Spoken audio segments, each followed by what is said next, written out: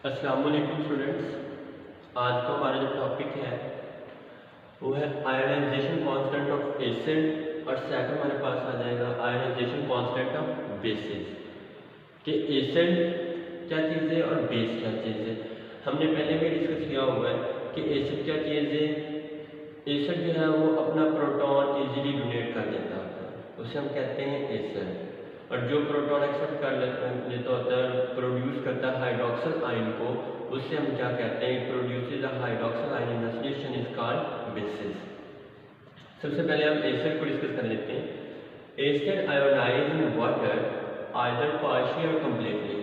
Acid जो है वो आयोनाइज होता है वाटर के अंदर, चाहे वो पार्शियली हो जाए, कम हो जाए, या कंप्लीटली सारा का सारा जो है वो उसके अंदर आयोनाइज हो जाए। Weak electrolyte, many acids are weak electrolyte and they are not 100% ionized। कुछ ऐसे एसिड होते हैं जो कि कम्प्लीटली आयोनाइज नहीं होते, वो वीक एसिड होते हैं। जिस तरह एसिटिक एसिड है, वो अपना प्रोटॉन इजीली डोनेट नहीं करता, तो वो वीक एसिड है। इसके बाद नेक्स्ट हमारे पास आ जाता है the strength of acid can be expressed in Ka। हम उसे शो कैसे करेंगे, Ka से उसे हम जो है वो शो कर लेंगे। इसके बाद consider the ionisation of acid. अगर हम आयोनाइजेशन ऑफ एसिड की बात करते हैं, कोई भी आपके पास एसिड हो, सपोज ये Ha आपके पास एसिड है प्लस H2O वाटर के साथ हम उसे आयोनाइज कर रहे हैं, तो ये क्या करेगा, ये अपना एक प्रोटॉन इसको दे देगा। जो एक प्रोटॉन दे देता है वो एसिड है, तो H3O पॉजिटिव प्लस ये H बन जाएगा, इसके ऊपर नेगेटिव चार्ज आ जाएगा। नेक्स्ट हमारे पास हम इसके ऊपर Kc की वैल्यू यहाँ पे लगाते हैं, तो क्या आ जाएगा, Kc is equal to H3O positive और इसके बाद ये हाइड्रोजन और इसके बाद यहाँ पर देखिएगा Ha और ये हमारे पास क्या आ जाएगा, वाटर आ जाएगा। ये हमारे पास Kc की वैल्यू थी। Kc की वैल्यू बताने के बाद अब हम यहाँ पर क्या करते हैं कि ये वाटर हमारे पास लार्ज एक्सेस, बहुत ज़्यादा मिकदार में हमारे पास यहाँ पर वाटर है, तो इसकी कंसंट्रेशन ज़्यादा है, तो हम क्या करेंगे, इसकी कंसंट्रेशन को हम कांस्टेंट कर देंगे। ज़्यादा मिकदार में तो हम इसे क्या कर देंगे, कांस्टेंट कर देंगे। इसकी वैल्यू कांस्टेंट होगी तो ये इधर आ जाएगा, वाटर जो है ये इधर आ जाएगा Kc, और ये किसके बराबर होगा, Ka की। इसकी वैल्यू क्या थी, किसके बराबर होगी, Ka की। और where Kc water is equal to Ka ionisation constant of acid. और ये जो आपके पास वैल्यू होगी ये Ka है, और इसे हम रिप्रेजेंट कैसे करते हैं, आयोनाइजेशन कांस्टेंट ऑफ एसिड। ये आयोनाइजेशन कांस्टेंट ऑफ एसिड होगा। ये तो हमारे पास था आयोनाइजेशन कांस्टेंट ऑफ एसिड। लेकिन इसके आगे एप्लीकेशंस भी हैं। अगर हम एप्लीकेशंस की बात करते हैं तो यहाँ पर हमारे पास आ जाता है, यहाँ पर देखिएगा Ka is calculated for any solution of any acid, for any solution of acid। कोई भी आपके पास सोल्यूशन है एसिड का, तो आप यहाँ पर क्या काम कर सकते हो, आप यहाँ पर Ka की वैल्यू निकाल सकते हो। कैसे, अगर आपके पास कंसंट्रेशन ऑफ हाइड्रोजन हो या पीएच हो, किसी भी सोल्यूशन की पीएच पता हो या हाइड्रोजन की कंसंट्रेशन का पता हो, और इसके बाद initial concentration of acid, acid की इनिशियल कंसंट्रेशन प्लस आपके पास यहाँ पर क्या चीज हो, पीएच पता हो, तो आप यहाँ पर क्या कर सकते हो, आप यहाँ पर Ka की वैल्यू निकाल सकते हो। Second, similarly equilibrium concentration of H3O positive and H3O positive है, A नेगेटिव, आप इसकी भी कंसंट्रेशन निकाल सकते हो। वो कैसे, अगर आपको इनिशियल कंसंट्रेशन ऑफ एसिड का पता हो कि जो आप एसिड यूज कर रहे हो वो कितने आपके पास है, उसकी मोलैरिटी कितनी है, अगर वो आपको पता है, उसकी इनिशियल कंसंट्रेशन का आपको पता है, तो आप ये फाइंड आउट कर सकते हो, और आपको Ka की वैल्यू का भी पता हो। इसके बाद strength of acid can be judged, कि वो कितना एसिड जो है वो स्ट्रॉन्ग है, हम जज कर सकते हैं अगर हमारे पास Ka की वैल्यू हो तो। अगर Ka की वैल्यू इससे क्या हो, अगर इससे ज्यादा हो 10⁻³ से Ka की वैल्यू ज्यादा हो तो वो एसिड वीक एसिड होगा। अगर Ka की वैल्यू 1 to 10⁻³ के दरमियान में हो तो वो एसिड मॉडरेट होगा, ना वीक होगा ना स्ट्रॉन्ग होगा। अगर Ka की वैल्यू 1 से ज़्यादा हो, 2, 3, 4, 5, 6 जितनी भी हो, 1 से ज़्यादा हो तो वो क्या होगा, स्ट्रॉन्ग एसिड होगा। स्ट्रॉन्ग एसिड का मतलब होता है कि वो अपना हाइड्रोजन जो है वो जल्दी क्या कर देगा, डोनेट कर देगा। इसके बाद percentage ionisation can be calculated. ये वीक आयनाइजेशन है कि जो भी आपके पास वीक एसिड है उसकी हम परसेंटेज कैसे निकाल सकते हैं, या किसी भी एसिड की हम परसेंटेज आयनाइजेशन कैसे निकाल सकते हैं कि ये कितना परसेंट जो आयनाइज हुआ है एसिड या कितने परसेंट जो आयनाइज नहीं हुआ, तो वो हम कैसे परसेंटेज आयनाइजेशन, ये फार्मूला है जिससे हम आयनाइजेशन परसेंटेज निकाल सकते हैं, is equal amount of acid ionise, कितना एसिड आयोडाइज हुआ divided by amount of acid initially available, कितना आपने एसिड जो है वो शुरू में ऐड किया वो, और इसके बाद अमाउंट ऑफ एसिड जितना वो आयोडाइज हुआ मल्टीप्लाई 100 के साथ कर देंगे तो आपके पास सारा का सारा क्या आ जाएगा, इसकी यहाँ पर जो है वो परसेंटेज आयनाइजेशन जो है वो आ जाएगा।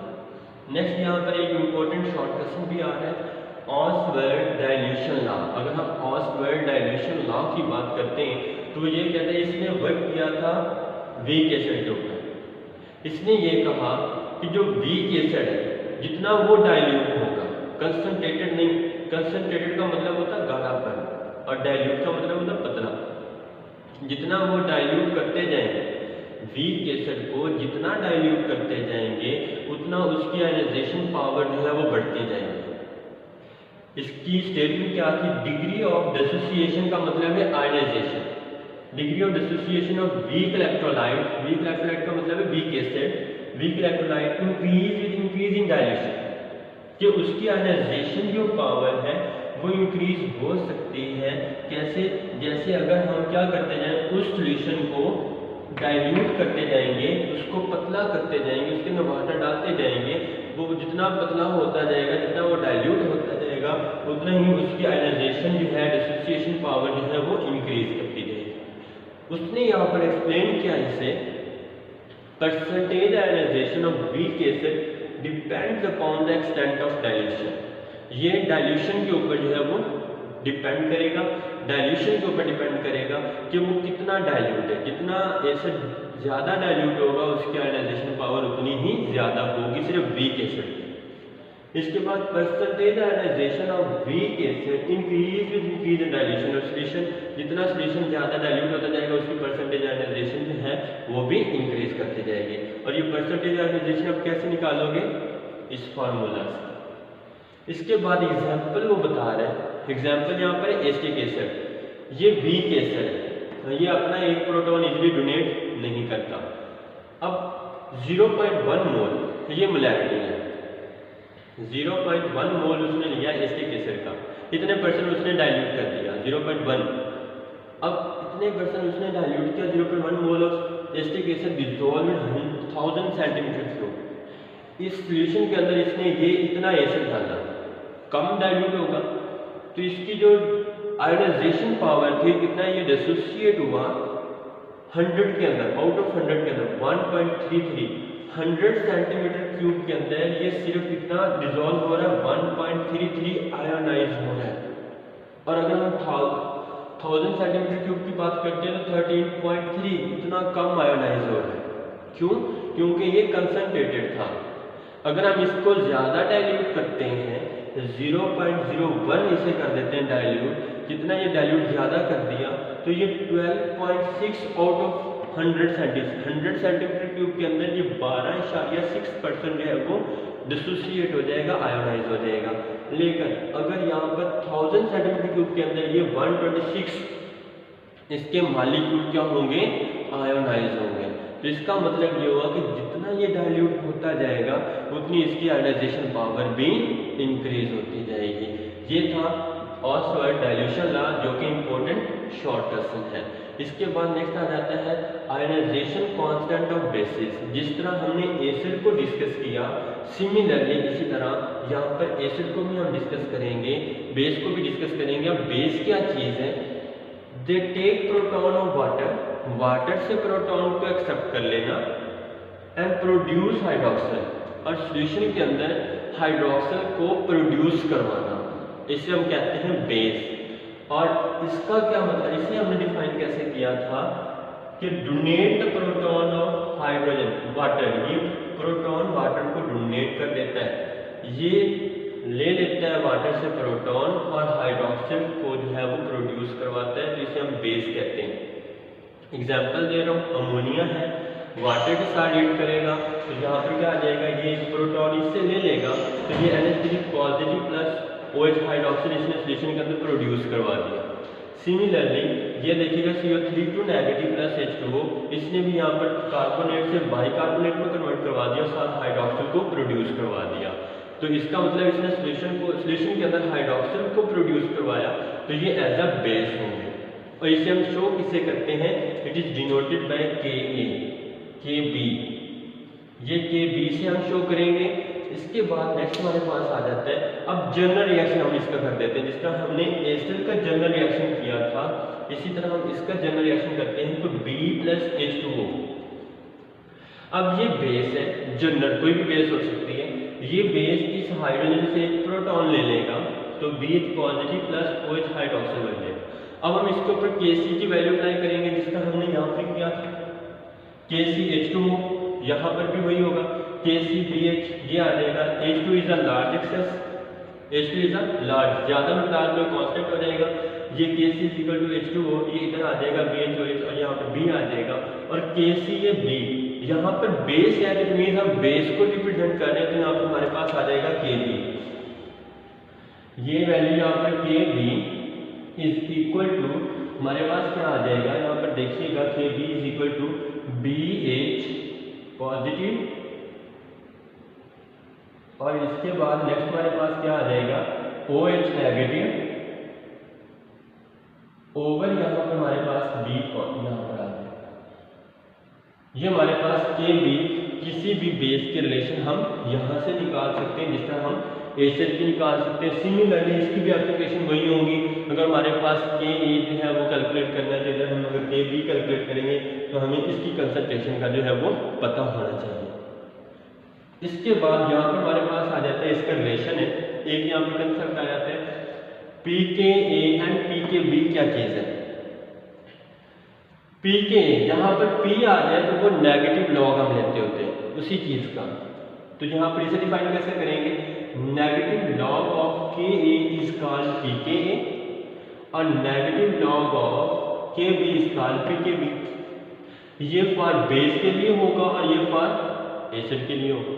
अब यहाँ पर देखिए, ये MCQs के लिए है, ये MCQs के लिए कि pKa जितना ज़्यादा होगा, जितनी pKa की वैल्यू ज़्यादा होगी उतना एसिड वीक होगा, जितनी pKa की वैल्यू ज़्यादा होगी, जितनी इसकी वैल्यू ज़्यादा होगी उतना ये वीक एसिड होगा, और इसके रिवर्स हम चलते हैं, और जितना इसकी वैल्यू कम होगी उतना एसिड स्ट्रॉन्ग होगा। pK value less acid strong, pK value greater acid weak. Similarly pKb greater weak base और pKb लेस स्ट्रॉन्ग बेस। अगर pKb की वैल्यू अगर कम होती है तो स्ट्रॉन्ग बेस होगी, और अगर pKb की वैल्यू ज़्यादा होगी तो वीक बेस होगा। यहाँ पर मैंने एक एग्जांपल दी है एसिड की, ये हमारे पास वीक एसिड, इसकी जो यहाँ पर हमें कैसे पता चला, Ka की वैल्यू 1.8 मल्टीप्लाई 10⁻⁵, यहाँ पर देखिएगा -5 है, इट मीन्स 10⁻³ से ग्रेटर वैल्यू आ रही है, तो इट मीन्स यहाँ पर ये क्या होगा, वीक एसिड होगा। लेकिन इसकी pKa वैल्यू कितनी आ रही है, 4.75, बहुत ज़्यादा आ रही है, जिसका मतलब ये होगा कि अगर pKa वैल्यू ज़्यादा होगी तो वीक एसिड, अगर pKa वैल्यू कम होगी तो स्ट्रॉन्ग एसिड। सिमिलरली अगर Kb की वैल्यू अगर pKb की वैल्यू अगर ज़्यादा होगी तो वीक बेस, अगर pKb की वैल्यू कम होगी तो स्ट्रॉन्ग बेस। ये हमारे पास था आज का लेक्चर, तो अल्लाह हाफिज़।